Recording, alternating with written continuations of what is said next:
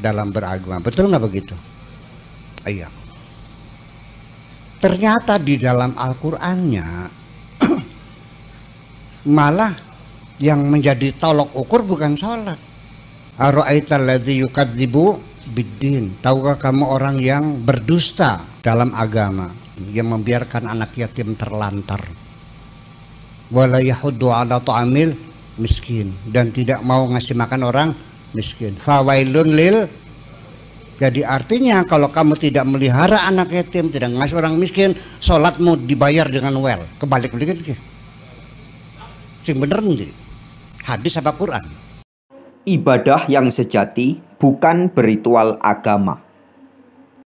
Dalam Alkitab surat Yakobus pasal 1 ayat 27 dinyatakan, ibadah yang murni dan yang tak bercacat di hadapan Allah Bapa kita ialah mengunjungi yatim piatu dan janda-janda dalam kesusahan mereka, dan menjaga supaya dirinya sendiri tidak dicemarkan oleh dunia.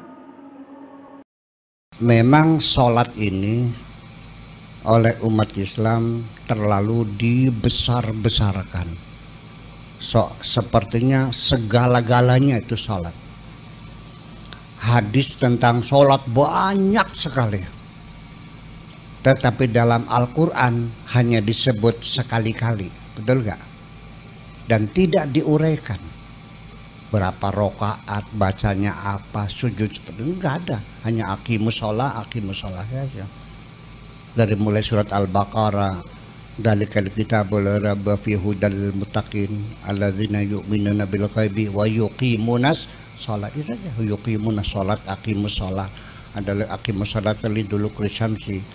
Ada lagi aqimus sholat li zikri. Tapi tidak dijelaskan.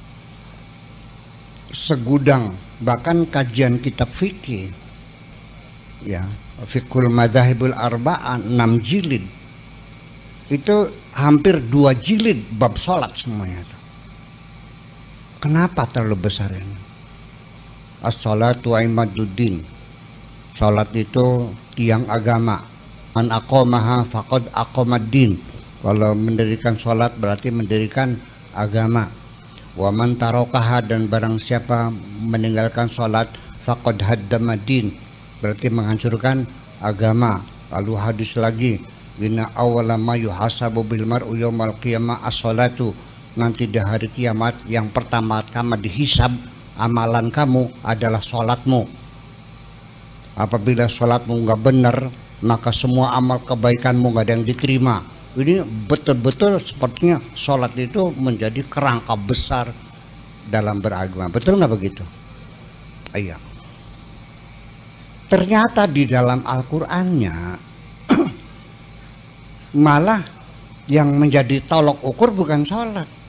Ara'aital ladzi yukadzibu biddin. Tahukah kamu orang yang berdusta dalam agama?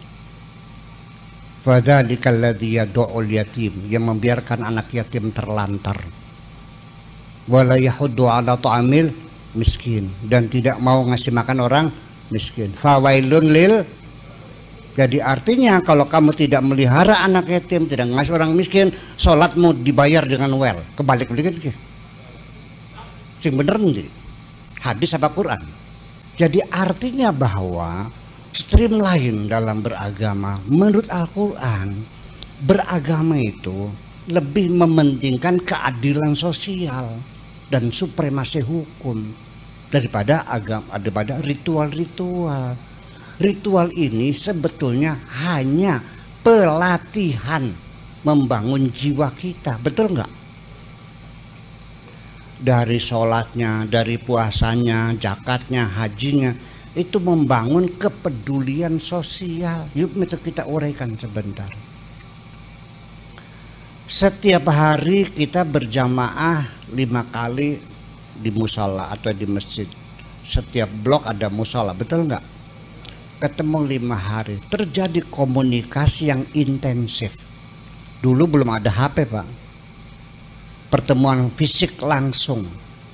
Artinya kondisi yang ada di desa masing-masing, kita tahu siapa yang mati, siapa yang sakit, siapa yang datang, siapa yang pergi, tahu semua kan? Karena tiap hari ketemu, salaman tiap hari, sehari 5 kali, betul nggak? Orang seminggu sekali kita rapat satu desa, jatuhnya hari Jumat, dikasih pengarahan. Pidato pertama itu menyampaikan laporan pembangunan minggu yang kemarin. Pidato yang kedua menyampaikan usulan-usulan pembangunan yang akan datang. Ternyata masih banyak, dulu sekarang udah berubah. Dulu khotbah harus pakai bahasa Arab, sampai sekarang masih ada. Di masjid sini pakai bahasa Arab, bahasa Indonesia, Jawa, ya wis bagus. Masih banyak masjid yang khotbahnya pakai bahasa Arab, karena ini ibadah mahdah, ya harus pakai bahasa Arab. Seperti sholat juga pakai bahasa Arab, nggak boleh pakai bahasa Indonesia tuh.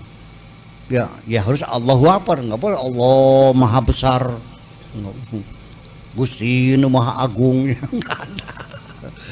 Ya nggak boleh, harus berbahasa Arab. Jadi khotbahnya juga begitu. Nah sekarang kalau imamnya, khotibnya pakai bahasa Arab, kenapa makmumnya pada ngantuk? Orang ngerti. Terus apa? Bayangkan, kita masuk masjid, andaikan seorang sekda atau pejabat atau dan ramil atau bupati datang terlambat, boleh nggak menyingkir orang di depan untuk bupati ke depan? Ada nggak aturannya di masjid orang kaya di depan, miskin di belakang? Ada nggak aturannya pejabat di depan, rakyat di belakang? Nggak ada. Aturannya siapa sing tekane ulu, dolokan ning tekane kari ning gore. Untuk apa? Pembauran.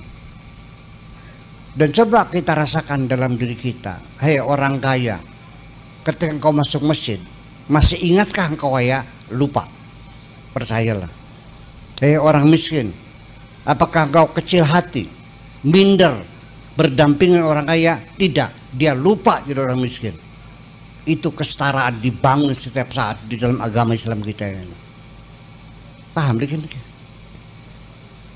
Zakat 10%, bukan palang, 10% atau 5% atau 2,5%, itu untuk kepedulian sosial. Betul enggak? Puasa untuk membangun cinta kasih kepada mereka yang miskin, merasakan sendiri betapa sakitnya orang lapar itu. Semuanya kepedulian sosial.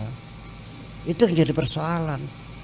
Andaikan Islam itu dibalik sekarang, ibadah sosial kita utamakan daripada seremonial dan ritual, saya kira bangsa ini akan makmur semuanya. Betul enggak? Masa ibadah umroh tiap tahun, tetangganya anak yatim nggak sekolah dibiarkan saja?